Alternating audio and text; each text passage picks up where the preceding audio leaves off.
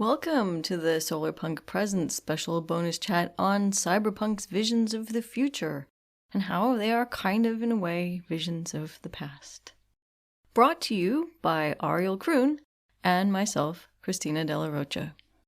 Don't forget to check out our YouTube channel and support us on Patreon. Thanks.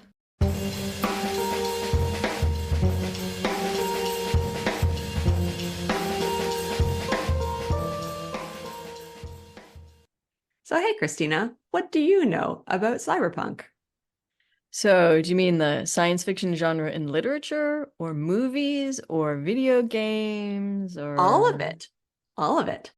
Although, maybe let's start with science fiction stories. So, can you remember your first encounter with a cyberpunk story? I can, actually. Well, I can, sort of. So, the scene is spring 1981. I'm 11 years old, and I'm flipping through the latest issue of Omni magazine, which, for some reason, my dad had a subscription to. And at this point, I was a big sci-fi fan, and so I read the short story they had in there, which was none other than Johnny Mnemonic by William Gibson. Oh, wow. Yeah, although I really can't tell you what my feeling about the story was after reading it, because I don't remember. But I know it was there because, I went back a couple years later after I read Johnny Mnemonic in Burning Chrome and thought, why? I know this story somehow. I've somehow read this already. So I went back into that stack of Omni magazines and I found that story again. Stupidly, I didn't keep it. So it's been long since been hopefully recycled, probably just got put in the trash. But anyways. But the first, and probably it was more of a cyberpunk adjacent story that I remember reading, which left a deep and lasting impression upon me, was the novella Press Inter by John Varley, which came out in Asimov's in 1984. That story, way back in the early days of personal computing, totally blew my mind. It was all about not just people hacking into the NSA, but the NSA hacking back, taking over their brains and causing them to kill themselves, if I remember correctly. Oh. Yeah, and people can check this because I think this story is online. Anyone can read it if they want to, and it's a really great story. Anyway, so not only did it blow my mind, I ended up with a soft spot for John Varley. And this guy has already written every story you could possibly dream up. And I mean, seriously, he got there first, back in the 70s, with stories about internet influencers and what it would be like to wake up in a freshly cloned body, but with 6 months of your memories missing because you were behind in your backups and, all this kind of stuff that people are still writing stories about. Huh. Okay, he does have a few stories with a bit of an ick factor, like a protagonist who's in his 20s sleeping with a 13-year-old girl, and that's, having an affair with her, and that's fine, but other than that, he's actually all right, aside if you can overlook those occasional moments. Yeah, he's those plots sound really interesting. Like the pedophilia is super ick, but the other plot premises are fascinating. So you were there when it started, basically. Cyberpunk as a genre is fairly new compared to the rest of science fiction as a whole. It started in the mid-'80s, so it's over 40 years old by now, so well into middle age. And, it was actually a conscious movement by some sci-fi writers to push back against a certain flavor of techno-utopianism that was really becoming evident in the 80s, but kind of started back in the 50s when military technology started filtering into the mass market. And suddenly there were things like color TV and air conditioners in homes and that kind of thing. Oh my God, we didn't have a color TV until probably after I read the Johnny Mnemonic story for the first time. Wow. I remember the neighbors, or friends of my mom's, he was an aerospace engineer and he built a color TV in the middle of the 70s. We used to go down there just to watch TV in color. So people didn't really have color TV back in the 1950s. Wow. That's really cool. Okay, well, it existed as a thing. But the big thing in the 80s was the advent of personal computing. So computers were small enough not to take up an entire room and they were getting more affordable. Yeah, well, if your idea of, say, $1,500 back in the early 80s, which was a ton of money back then, is your idea of affordable. Comparatively. I mean, yeah, okay, it wasn't going to cost you like the equivalent of $1 million. But yeah, we got our first PC in 1981 or 82. Some friend of the family, possibly the same friend, or we had a lot of friends who were aerospace engineers. There were tons of aerospace. You couldn't spit without hitting an aerospace engineer where I grew up. Anyways, they gave us a used one. They didn't need it work anymore, or something like that. I think it was a TRS 80 Model 3 or a Trash 80, as it was known at the time. And there wasn't much you could do with it except write a couple of lines of BASIC for like a silly question and answer session. I suppose if you're really good at BASIC, you could do more with it than that. But and then by 1983 or so, we'd gotten rid of it and moved on to not the VIC 20, possibly a Commodore 64, or maybe it was an Atari 800. It's kind of weird that I can't remember. And then in a Huh. couple of years later, we got an Apple IIe. Oh, wow. So it's, I mean, pretty evident the path of this whole progress via technology was kind of the dominant feel at that point. Like people had been living under the threat of the Cold War for so long, but the rapid development of technology kind of indicated that, like, aside from politics, people would definitely be living in Jetsons style futures or owning the kind of cool tech from like movies like Back to the Future or something. I'm not sure that was the vibes I picked up at the time. It was kind of more war games, you know? Hmm. Although I guess that's actually computers proving to us how stupid we were about the Cold War. But anyways, all the 50s futurist stuff was just silly looking by them. And honestly, so I don't know. So what about computers when we were all going to die in a nuclear war? Although, okay, yeah, we were excited to have PCs. Only it turned out there wasn't so much you could do with them at that point. I mean, eventually you could start playing games on them, but you could already play games on, your Atari. And Back to the Future, which by the way, I hated, didn't come out until 1985, which was like centuries later somehow. But anyways, what does this have to do with cyberpunk? So remember how I said that that genre was a conscious movement against techno-utopianism? So these writers looked all around at this technological progress, but they didn't ignore things like wealth disparity, environmental degradation, and the fact that all this new technology was thanks to the gigantic and growing military-industrial complex. So they decided they wanted to puncture the bubble of the techno-utopians who were kind of ignoring the fact that their tech was demanding critical minerals and human rights abuses, and the fact that a lot of this tech was originally invented to more efficiently kill larger numbers of humans, etc. So it might not have been like a real life feeling vibe that you picked up on, but it was definitely kind of a genre vibe still in science fiction that, Oh, like there was this optimism sort of okay. thing. I, Or I was probably too young to be aware of that stuff. Definitely by 88, I was like, yeah, kill Raytheon or whatever. Um, but as I said, where I grew up, I mean, it was a hotbed of aerospace engineers and other kinds of engineers, and they were all on military contracts. And my mm, mom had friends whose husbands, worked on the space shuttle or worked on satellite. I had friends who were adults who worked on satellites. So it was I grew up in the on some level in the wow. midst of this Yeah, military you were industrial you were right in complex. the thick of it. Well, my parents were school teachers, but so Well, enter, cyberpunk literature into this whole sort of milieu, which followed the Thatcher Reagan neoliberal economic logic to its endpoint. So it sort of took it and ran with it.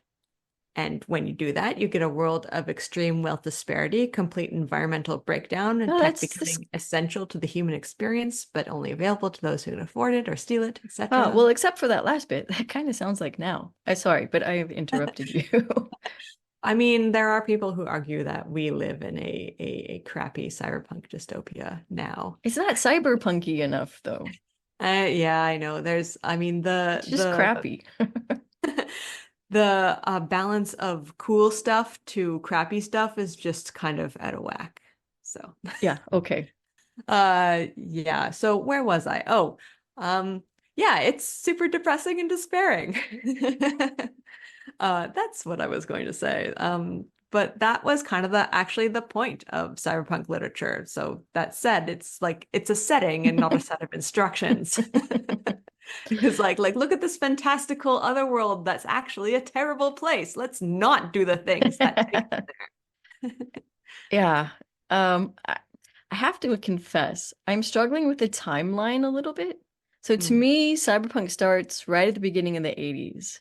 I mean, Blade Runner, which I'll admit probably didn't know it was cyberpunk, came out in 1982. But I'll give you that the 1970s was when the post-war petroleum-fueled, unprecedentedly exceptional post-war economic expansion petered out into stagflation and Mm. neoliberalism in the sense that we were polluting the world, destroying the environment, and all about to die in a nuclear war. Hmm. And and I'll also give you that maybe cyberpunk didn't coalesce as a genre until a few years after its origin. Yeah, I mean, to be fair, books and movies do kind of take a while to get written and produced or published. And so I think it's pretty plausible that a lot of cyberpunk thinking has its roots in the 70s, in those issues that you discussed that kind of came up and were kind of in the back of everybody's mind. It just didn't really go public and enter the broader consciousness as a named thing until the 1980s. So I'm not going to keep analyzing cyberpunk literature because that's been done to death, and I expect many of our listeners have a pretty good grasp on what goes on in a cyberpunk sci-fi story. So instead of plot, I want to talk about setting, which you probably know a lot about. You might be overestimating how many cyberpunk things I've paid attention to since my William Gibson, Bruce Sterling reading binge between 1988 and 1991. I mean, that my favorite novel by Neil Stevenson is Zodiac and not Snow Crash should tell you a lot. So just imagine that you're creating a piece of cyberpunk art. So what would you put into it?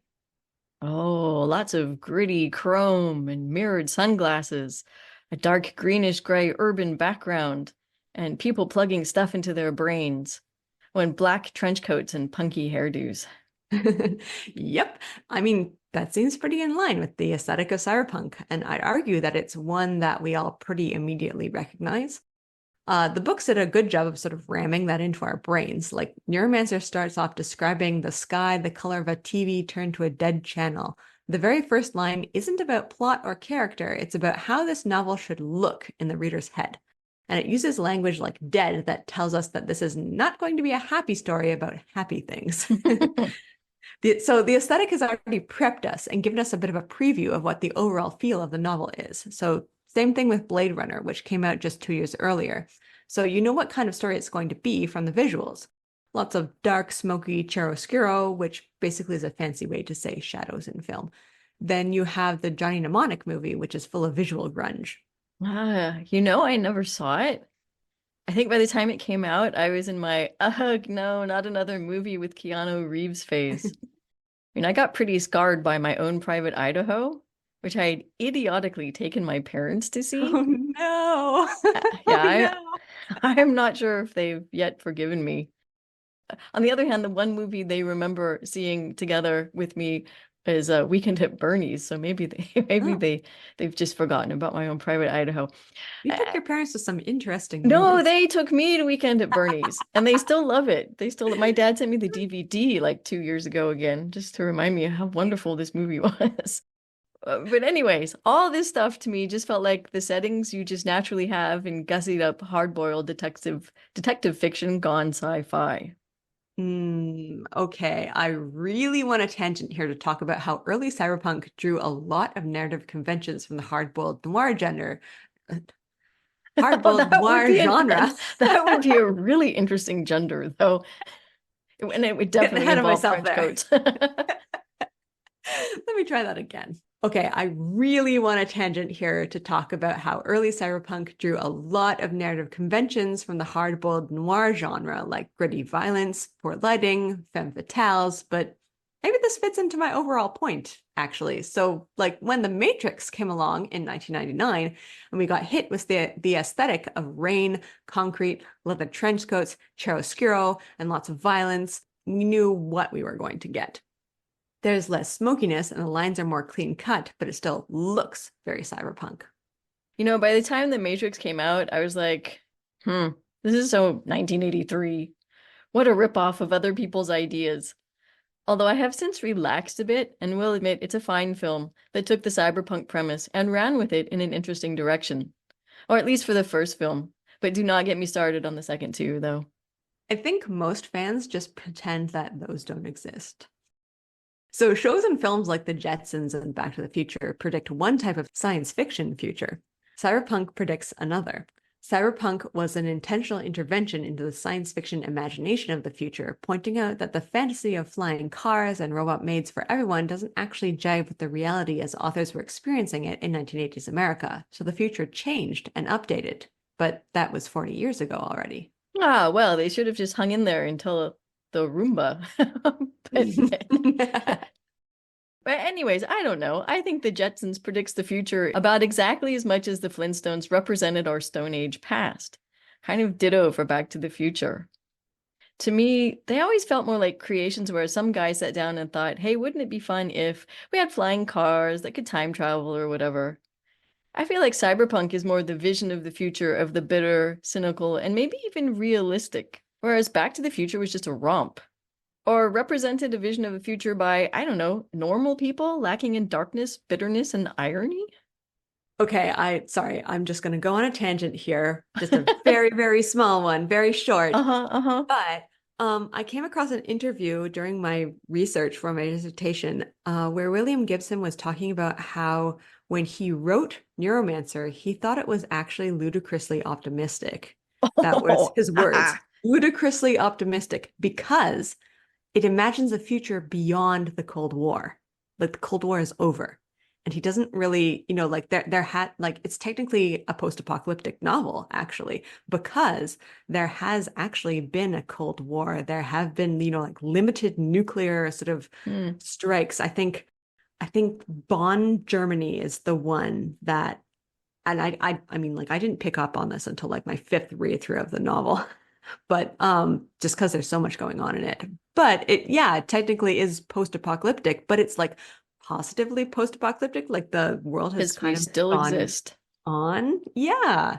So it's It's all sunshine and rainbows. and it's so weird to think about it that way because like pretty much every cyberpunk-ish, I guess, thing afterwards was so focused on like the negative experiences of the protagonists that it didn't really take that sort of overarching zoomed out view of, hey guys, this is a future where we didn't all kill each other. Okay. Hmm. I may Yeah. have to go back and reread some of these novels. Yeah, well, I mean, like, but that's the thing, right? I mean, that might have been the reality, but it's certainly not a perception. And as anyone who has studied history knows, what gets into the historical record is our perceptions of reality and Hmm. not necessarily reality itself. Hmm. Sorry, back to what we were talking about between, like cyberpunk's negative version of the future and that sort of like optimistic 1950s vision of the future. Like, I think it's a genre difference again. So the Jetsons didn't predict the future so much as they solidified a certain kind of future, one that was optimistic about the promise of technology specifically. So Back to the Future was in that genre of techno-optimistic future vision too. So it's a future that assumes the progress of technology is going to be helpful and fun, and lead to like wacky adventures with cool gadgets. So whereas Cyberpunk was pessimistic about technology because the writers had lived long enough with the consequences of military technology flooding the American market after World War II that they could see that it wasn't all sunshine and roses. Technological advancement actually meant the advancement of capitalism, and very often at the expense of other people. So they were depicting a future where advanced technology didn't make the world fun, it ruined the environment and pushed neoliberalism to its extreme.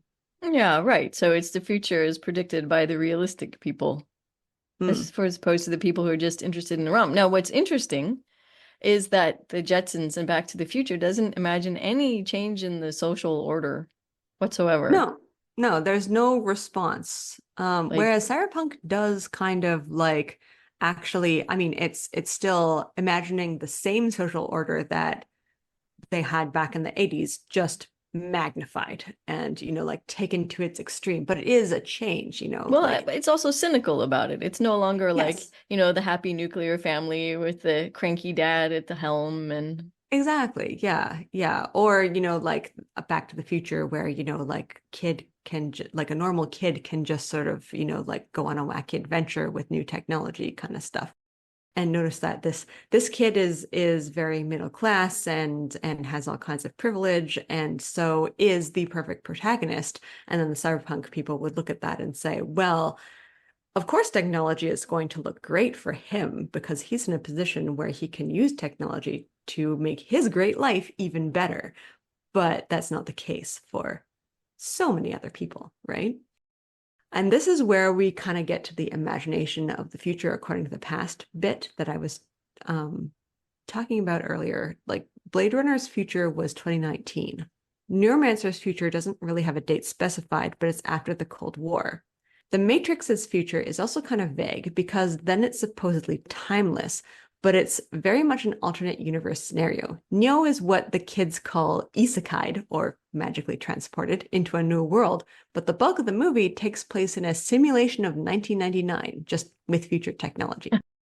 In the past couple of years, we've had some bigger media that have brought the cyberpunk aesthetic forward into our present, like the video game that's literally titled Cyberpunk 2077, and that film that I forgot the name of, but it's based on a YA book, and the protagonist is a young boy who lives in the virtual world to escape his real world like poverty situation. Oh, Ah, you mean Ready Player One. yes, that's it. Oh, just a pathetic wannabe Spielberg 80s nostalgia fest. It wasn't cyberpunk at all and is so totally not worth mentioning. Neither the book nor the film that Spielberg did actually adapt into a typical Spielberg film. Oh, but you could probably also mention The Ghost in the Shell. Well, I guess that's more of a recent Hollywood adaptation of a much older school cyberpunk franchise. Yeah, I mean, like I was thinking of Ready Player One, which I very much agree with you, was very much a nostalgia fest. Like I never read the book or saw the movie, so I can't speak to whether it's cyberpunk or not, but I brought it up because it represents like quote unquote cyberpunk to a lot of especially younger people who are sort of encountering the genre for the very first time. Oh, it's got cyberspace, but it can't be cyberpunk. It's missing the punk part. It's missing all the bitterness and the grit and the Mm, flickering street yeah. lights and I the mean, rain. that's true. But like I said, it doesn't really matter what genre it is so much as that people think that it's a certain genre. And that's what it sort of becomes. But I digress. So, like, I guess the future is just more of the same future that we were already imagining back in the 1980s. So maybe with more different technology and a bit of gender diversity sprinkled in. Token gender diversity at best, and watered down at that. I mean, nobody's more kick-ass than Molly. Mm. Even Trinity doesn't come close. And by the time you're talking about Ready Player One, the girls are just kind of, yeah, they're there. They're just like the guys, but they're, kind of Yeah. boring. I don't know. Huh. Um, like I said, even Trinity doesn't come close to Molly, although you have to cheer the Wachowskis for their not just white male people approach to all of their movies. Yes, indeed. I mean, I was a pretty avid consumer of cyberpunk in my early 20s, and I made a point to read all Philip K. Dick and Ray Bradbury's books because they kind of set the scene in a lot of ways for the cyberpunk narrative. And this was years after The Matrix came out, by the way. So to me, cyberpunk was just another kind of almost fantasy setting. I also read a bunch of post-cyberpunk fiction too. Oh, hang on. Post cyberpunk?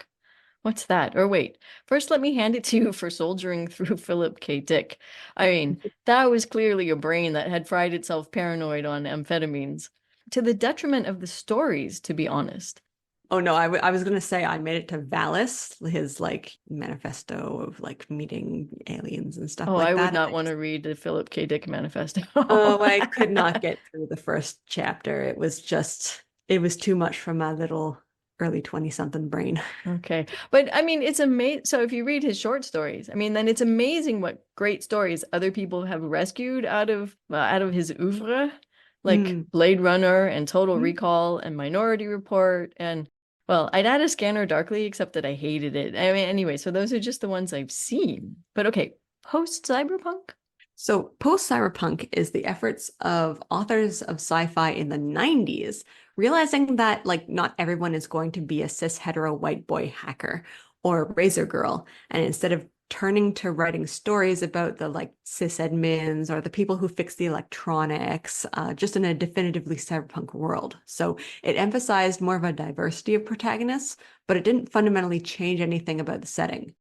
The Rewired anthology by Kelly Kessel is a pretty good one to go through, by the way, if anyone's interested in seeing what I'm talking about. Cyberpunk had become, by the mid 90s, a pretty fairly established setting, kind of like how the medieval Europe flavored swords and sorcery setting had become a fairly established setting for fantasy fiction. So people had been exploring its boundaries and plots for quite some time by that point. Cyberpunk had become old and stable enough as a trope to have been satirized already in Neil Stephenson's book Snow Crash in 1992. Oh, was that satire? Well, I mean, the main character is called hero protagonist. Yeah, okay. Since my one vague memory of the book involves a skateboarder, Yes. maybe Yes. I have no, and that's like right at the beginning, right? Mhm. I have no idea if I noticed the satire at the time. Now I'll have to add it to the list of things I need to reread. You I'm should. str It's very fun. Okay. I mean, the Diamond Age I remember a whole lot better. And like I said, Zodiac is still my favorite of his books. But it's about eco-terrorists and microbial biogeochemistry, although it has some weird plot similarities with the Dead Zone. Mm. But let's get back to the Matrix because this is supposed to be what we're talking about, right? Oh, yeah, I think so. Yes, let's. So here's what I think people love about the Matrix. The idea that we're all living in a simulation. The idea that if you were on the outside, you could jack into the simulation, to borrow a cyberpunk phrase, and do battle with bad computers there, which is a central trope of cyberpunk, right? That you're Mm. doing battle with code by running around having fights in cyberspace. Hmm. And I think The Matrix took this central cyberpunk idea and did a fabulous bit of world building and a fabulous bit of character building with it. Hmm. And then, whoa, the whole slick leather trench coats, big boots, patent leather jumpsuits, slick back hair with mirror shades aesthetic, which Hmm. it did not invent, of course, but which it made look so good. Hmm. And the crazy acrobatics and the billions of bullet casings water falling out of the guns. I mean, it was all pretty spectacular. Total eye candy. Oh, yeah, for sure. And sorry, got a gripe. It is just a pity they had to ruin it in the second and third movies by turning Neo into a Christ figure who sacrifices it all to save mankind and even gets visually crucified. Was that ever a crappy and totally unimaginative ending to the series? I mean, like the ending makes way more sense to me now that I've read like Baudrillard and a few other philosophers that they're clearly drawing on, but I don't find it entertaining either. Oh, I mean, it's not that it didn't make sense. It was just sad they went that way. I mean, Yeah, anyways. okay. Your point about eye candy. I think that's what Cyberpunk mostly kind of has going for it these days. Visuals and aesthetics. So they can be punchy and loud, like think bright neon signs and pink mohawks, or brooding and dramatic, like all that shadowy concrete and dark skies and rain. But they're pretty visually arresting. More so because a lot of the backgrounds, like the buildings and cityscapes and people, are all familiar to us. So we get kind of the feeling that cyberpunk is a natural extension of the present. Like it's fairly easy to find matrixy, like quote unquote cyberpunk looking places in subways or abandoned buildings or like dirty downtowns in North America. All they need are some people with weird haircuts dressed in black and some cool gadgets that are clearly something to do with computers or the internet. And there you go. Oh, weird haircuts. I guess Okay. it depends on your perspective. But anyways, um, interestingly, what's kind of missing in the Matrix movies is the antagonism toward capitalism and mega corporations, right? Mhm. In all the early cyberpunk stuff, it was ruthless corporations that the anti-hero hackers were battling. By the time you get to the Matrix, it's just Mhm. a terribly single-minded and kind of sneering machine that has enslaved humanity. And it either spawned or tapped into the now very zeitgeisty sense that a lot of people have that odds are we're living in a simulation. But instead of a bunch of mega corporations, in the Matrix, there's like the machine oligarchy, which kind of plays into the whole like Boston Tea Party revolution thing that Americans have going, where the monarchy is oppressive and totalitarian and must be dissolved by the plucky heroes in order to bring in a new and ostensibly better world order. And not to say that wasn't the case historically, but I'm also saying that it is definitely a trope that pops up over and over in media and in this media as well. But I still think that overall, The Matrix's world building was pretty cool. Although importantly, I think it constructed both a future and an alternate present. And I would argue we tend to think of the cyberpunk future represented in the Matrix as that eternal 1999 simulacrum, instead of the future that the movie actually shows us, which is pretty fantastical, but it doesn't include the cool clothes and easily copied style. No, no, just grimy spaceships and tattered homespun knitwear. Plus lots of plugs, but utterly no use of the term wetwear. Right? Respect your genre conventions, youngsters. I'd also argue that some aspects of cyberpunk have kind of like leaked out of science fiction and into real life. The advancement of technology, the way the environment's getting shittier, the way the rich get richer because of technology. What do you think? I think the rich are getting richer because we're not taxing them properly. And that in all systems that aren't balanced, all the stuff ends up at one end, or at least distills in that direction until the system crashes. And that does not need modern technology. Basically, the confusion of the Matrix is that it portrays some kind of future, but it's really just an alternate present that's being portrayed. Well, the that we like. And at this point, an alternate past. 1999 is not the present, no matter how much the fashion is making a resurgence these days. Oh And my I God, think, when did those stupidly low-rise jeans come out? I guess it was uh, after 99. I'm not looking yeah, that forward to was sort them of an early boomeranging. 2000s thing. But like, I'm seeing like a lot of chokers, and like the weather here is getting warmer. So like, there's a lot of people out on rollerblades, and like, I'm seeing fashion and obsessions and hobbies coming back. Oh, I'll have to get myself a choker. I liked those. I It's very nostalgic. Very nostalgic. Given the Matrix's domination of the current imagination of what cyberpunk looks like, so cyberpunk looks like this alternate past. Yeah, which is a pity because William Gibson wrote some great cyberscapes. I mean, did he ever? Although they didn't translate well to the screen, I gotta say. I'm thinking of the Johnny Mnemonic movie here, which, I mean, you haven't seen, but trust me, you don't actually want to see those graphics. For some reason, it was the alternate past of the Matrix that got solidified into a vision of the future. Maybe because in the Matrix and other cyberpunk media, the technology is futuristic, but literally everything else is the same except for the way that the main characters dress. Or that's what I'd argue, anyways. Yeah, I mean, you could almost say the same for Blade Runner. And so the characters half the time are also, yeah, some were dressing very 80s, but some were also dressing very 1940s. So, Hmm. anyways, um, I'd argue that the other vision we have of a, if not cyberpunk, then at least a cyberspace future is of the cloud that we might all someday get uploaded to when we die. Even I've written a many times rejected story of wandering through such an afterlife, which people can do the work of adding places, details, and NPCs to in order to pay the electricity bills they're accruing after death. It's kind of fun to explore meeting your parents as young adults and finding, say, that they're too busy being young and having fun to be worried too much about hanging out with you. And it's Ah, yeah. And it's kind of fun imagining exploring the whole set of places that people have built up and to see the lines of admirers who have come to have a chat or dinner with the various different coded or chatbot versions of celebrities and religious figures like Einstein and Jesus, for instance. oh, it sounds like a video game. Really? Okay.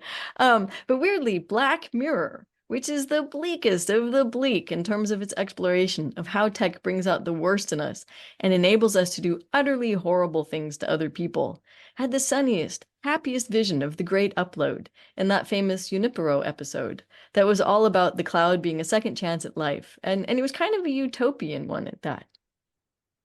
Confession time. I've never actually seen Black Mirror.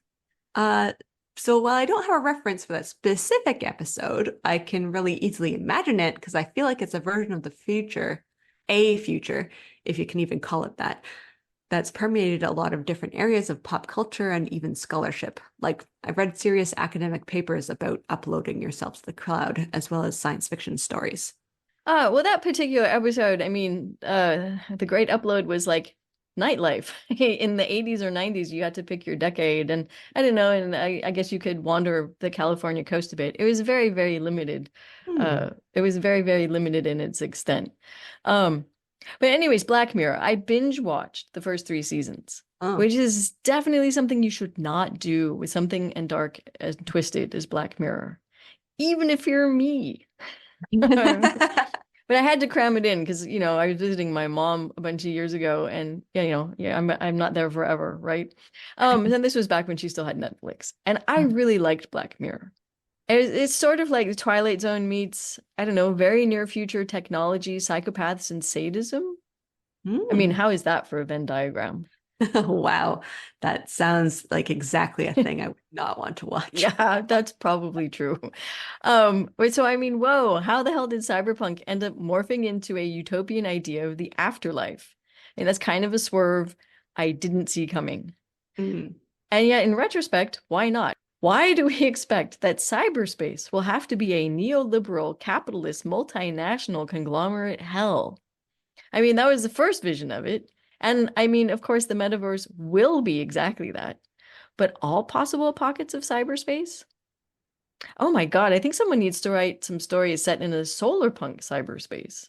Oh yeah, like a Solarpunk cyberspace would be a really fun terrain to explore. I'd totally read that book. I would watch that TV show, a movie, whatever. Not least because like I'd expect it to deal with like who owns or runs that cyberspace or cloud that everyone is in? Is it truly benevolent? How can it help people? I feel like these are questions that Solarpunk fiction can really sort of like sink their teeth into. Well, and how do dead people pay their electricity bills and annual subscriptions? And isn't kicking them out if they don't pay tantamount to murder? Hmm. I mean, pardon my cynicism, but I kind of hate the idea of the cloud because it's a metaphor that is utterly misleading. There is no cloud. There's just a bunch of servers that are run by corporations that store your data. So if that physical infrastructure goes down, which I have zero doubt that it will eventually in a climate change future, down goes the so-called cloud along with all of your data and like possibly your soul. Oh my Um, God, imagine the hostage taking opportunities. You could hold right? like millions of people for ransom at the same time. But then those hostages would not know it all. They'd just be having a fun time, I suppose. I love the fantasy of a cyberspace or cloud detached from physical infrastructure, but currently there's no such thing, actually. Maybe we can call it the Great Upload instead. So, hmm, maybe. But then that begs the question, like, upload to where? Also, if you uploaded your consciousness into a place where time has no meaning, can you really call it a future? Or just an extension of the present moment Oh, forever? honestly, you need to watch Black Mirror. Okay, well, I mean, like that just sounds terrible to me.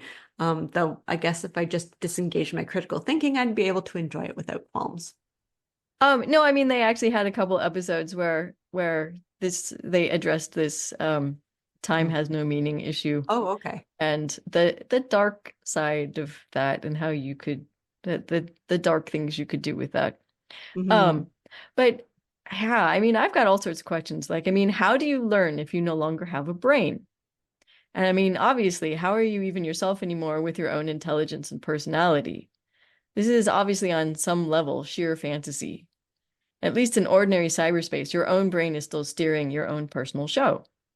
Tangent time again, because a lot of feminist cyberpunk criticism is that the body is an integral part of your identity, and actually, the way that the brain and body interact is not currently very well understood by science, but your somatic experience does actually affect quite a bit of the way that your brain works. And so if you upload your brain or soul or data, personal data into any sort of mainframe, you're leaving behind a piece of yourself. And so you are no longer that same person, which is Oh, it's getting way too really extremely philosophical fascinating. for me.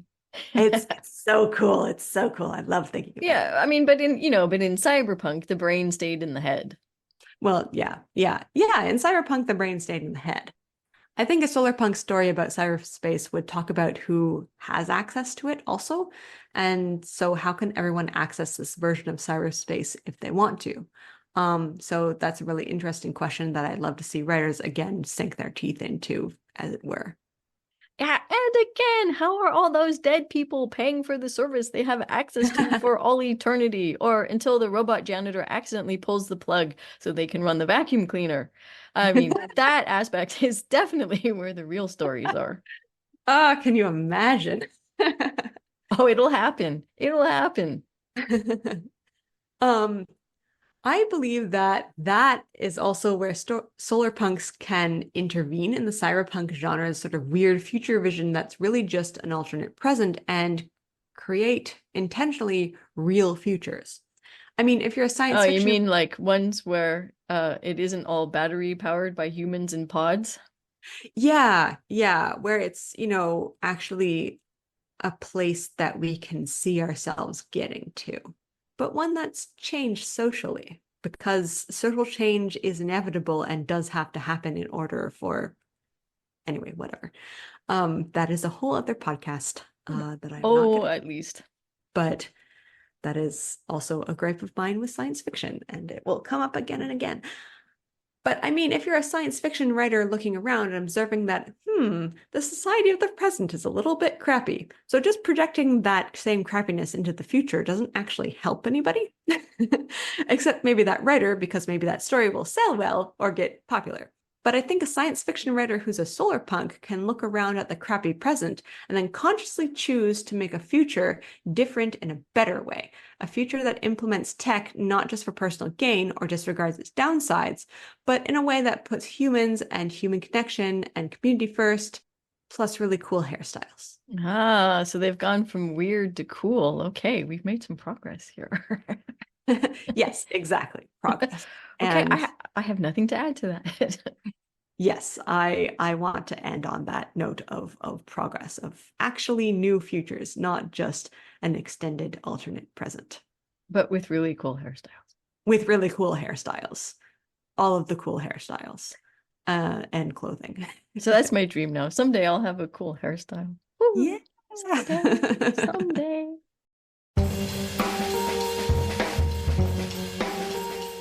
Thank you for listening to Solarpunk Presents, a podcast hosted and produced by Ariel Kroon and Christina de la Rocha. The audio for this episode was recorded in part on the traditional territory of the neutral Haudenosaunee and Anishinaabe peoples. And in Germany. The opening and closing music for this podcast is Water Cooler Gang by Monkey Warhol, available for use under the Creative Commons Attribution 4.0 International License. Don't forget to support us on Patreon at patreon.com/solarpunkpresents. Every little bit helps us keep bringing you discussions and interviews. Until the next episode, keep dreaming. And stay solarpunk.